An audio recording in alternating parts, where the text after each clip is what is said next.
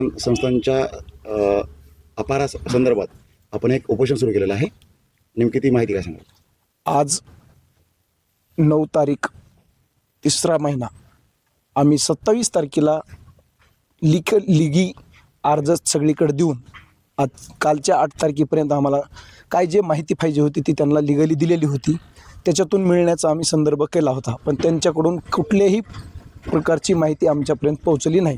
त्याच्यामुळं आज सकाळी आम्हाला निर्णय घ्यावा लागला की आमरण उपोषणाला बसणार लागतं आहे, असं हे काही देऊ शकणार नाहीत. त्याच्या संदर्भात आज आम्ही पहिला दिवस आमचा सुरुवात झालेली आहे. तुमचं जे फलक आहे त्यामध्ये तुम्ही एक उल्लेख केलेला आहे की मनमानी कारभार आणि भ्रष्टाचार. तर नेमकं कशा प्रकारचा आहे भ्रष्टाचार? सोमेश्वर देवस्थान जिरेवाडीचं हा परळी तालुक्यात तो नाही, बीड जिल्ह्यात नाही, महाराष्ट्रात पूर्णपणे जागृत आहे. आणि महाराष्ट्राच्या प्रत्येक गावातल्या नागरिकाला माहिती की सोमेश्वर देवस्थान हा जिरेवाडीला आहे. अन्नदान हे ग्रामीण भागामध्ये पहिलं अन्नदान जर असेल तर हे जिरेवाडीसारख्या ठिकाणी एवढं होतं की खूप मोठ्या प्रमाणात अन्नदानाचा साठा चालू आहे. ठीक आहे, आम्हाला पावत्या वगैरे क्लिअर दाखवत, चांगलं मंगलभवनचं काम चांगलं करावं ही आमची इच्छा आहे. त्यांनी भ्रष्टाचार बंद करावा. त्यांनी तुम्ही काय त्यांच्यासोबत चर्चा केली की खूप 2-3 महिने चर्चा करावं ना. त्यांचं म्हणणं काय ते मिटिंगला येत नाहीत. हो येतो म्हणते मीटिंग, एकदा मिटिंगला आले पण मिटिंगला आलीच नाहीत. ते उलट त्यांनी आमच्यावर गुन्हा दाखल केला. भ्रष्टाचार म्हणजे आता वर्षाचं जर आमचं देवाचं उत्पन्न अंदाजी ढोबळ ह्याच्यात धरलं तर 35 लाख होते.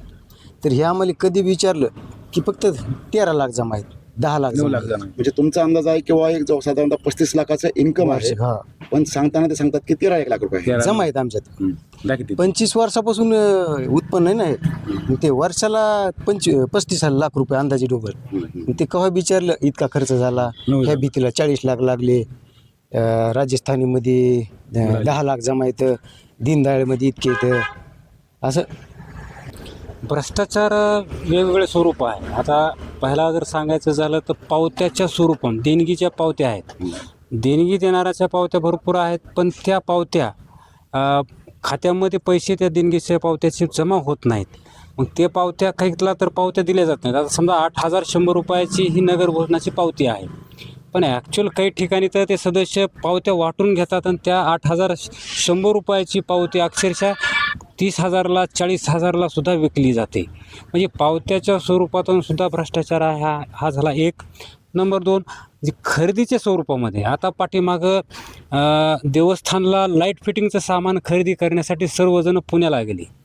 लाईट सामान हे फक्त 2.5 लाख रुपयाचं आणलं, पण बिल हे 5 लाख रुपयाचं जोडलं गेलं. आणि त्यांची सुद्धा तक्रार झालेली आहे किंवा अध्यक्ष म्हणतो सचिवानं 2.5 लाख रुपये खाल्ले, त्याच्यातले मला एक रुपया सुद्धा मिळाला नाही. ह्याच्यावर सुद्धा त्यांचं ते 2.5 लाखाचे पैसे वाटून घेण्यासाठी सुद्धा वाद झालेला आहे.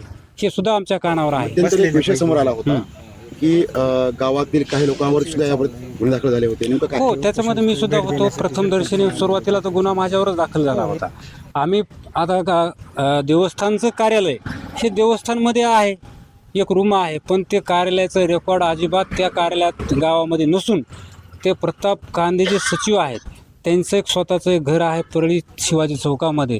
तर त्याच ठिकाणी ते स्वतः ऑफिस भरवतात.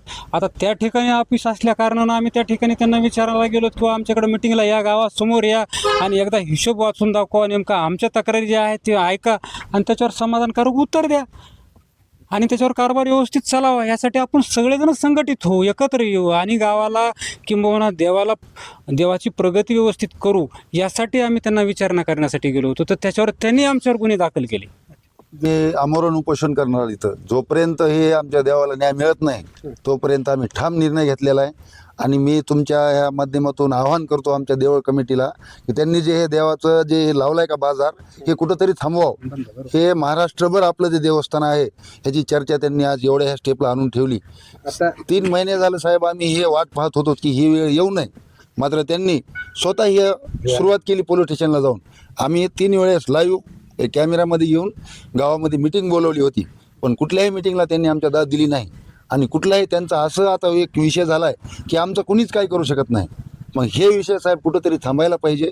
ह्या उद्देशानं आम्ही जे आज पाऊल उचललं आहे आणि हे पाऊल आम्ही न्याय जोपर्यंत मिळत नाही तोपर्यंत आम्ही इथं आमचं जागेवर मड जरी पडलं तरी आम्ही देवासाठी उठणार नाहीत, हे आमचा ठाम निर्णय आहे. सरपंचाचं म्हणणं आहे की लाईट फिटिंगच्या कामाचा खर्च जो आहे तो 2.5 लाखाऐवजी 5 लाख दाखवा. हो, तर तुम्हाला तुम्ही कुपोषण करते आहात, मात्र तुम्हाला काय वाटतं कोणकोणत्या माध्यमातून भ्रष्टाचार? अगदी खरं आहे साहेब. हे ह्या गोष्टी त्यांनीच त्यांच्याच म्हणजे सदस्य जे आहेत त्यांच्या कमिटीमधले आहेत ते जे त्यांनीच केलेले कार्यक्रम आहेत हे, पण त्यांचंच कधी कधी जमत नाही. म्हणून हे एक काहीतरी सांगतंय ते काहीतरी सांगतंय, मग देवालाही कुठेतरी गोष्ट सहन झाली नाही.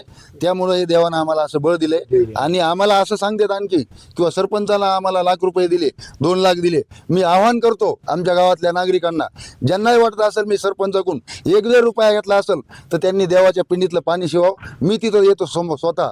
त्यांना जर वाटत असेल तर मी तर आतापर्यंत सांगतो, मी जर 1 रुपया जरी कुणाचा घेतला असला किंवा काही विषय असला आमचा तर त्यांनी समोरासमोर यावा गोष्टीला, मी त्या गोष्टीला त्यांच्याशी चर्चा करतो. थोड्याफार प्रमाणामध्ये का होईना सुशोभीकरणासाठी जसं की लाईट फिटिंगचा विषय घेतला, मात्र ते पैसे खर्च कमिटीवाले करतात का नाही? नाही, खर्च तर याव का साहेब, खर्च तर 10 रुपये करायचे आणि 100 रुपयाचं बिल. भ्रष्टाचार होतोय असं तुम्ही? हो, नक्कीच. त्यामुळेच हे आम्हाला पाऊल उचलावं लागलं साहेब. ते 35 प्रतिवर्ष जमा होतात. ते साधारणतः 10 वर्षापूर्वी हे मंदिर बांधलेलं आहे. 10 वर्षापासून आतापर्यंत जरी म्हणलं तर 3.5 कोटी सहज जमा व्हायलाच पाहिजेत. पण आज त्यांच्याकडं शिल्लक आम्ही त्यांना विचारणा केली तर त्यांनी फक्त आमच्याकडं शिल्लक खात्यावर 13 लाख आहे त्यांनी सांगितलेलं आहे. आता सोन्याच्या बाबतीत सांगतो मी तुम्हाला, दर आमच्या महाशिवरात्रीच्या पालखीच्या निमित्तानं कोणी पिंड घालतं, कोणी छत्री घालतं, कोणी हत्ती. सोनं हे भरपूर मुबलक प्रमाणात असायला पाहिजे. प्रत्येक गावकऱ्याला जर विचारलं तर गावाकडे किती सोनं असेल तर प्रत्येकाच्या तोंडात एकच आहे, 2, 3, 4 किलो तरी आपल्या देवस्थानाकडे सोनं असायलाच पाहिजे.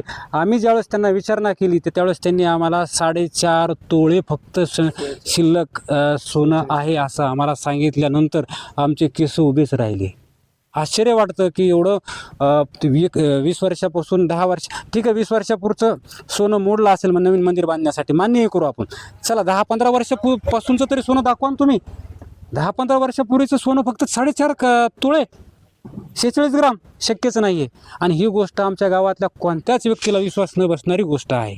म्हणून भ्रष्टाचार निश्चितच आहे आणि त्याच्यासाठी आमची मागणी एकच आहे, फक्त किर्द, लेजर आणि पावती उकच द्यावेत. आम्ही मागण्याचा काय असा खंडीबार यादी बनवलेली नाही आहे. फक्त किर्द द्यावी त्यांनी, लेजर बुक द्यावं आणि पावती बुक द्यावं. त्याच्यामध्ये दूध का दूध, पाणी का पाणी ताबडतोब आपल्याला कळेल. आणि काही भेट दिली कोणी प्रशासनाच्या? प्रशासनाचं आत्तापर्यंत कोणीच या ठिकाणी आलेलं नाही आहे. आज पहिला दिवस असल्या कारणानं किंवा मला माहीत नाही, पण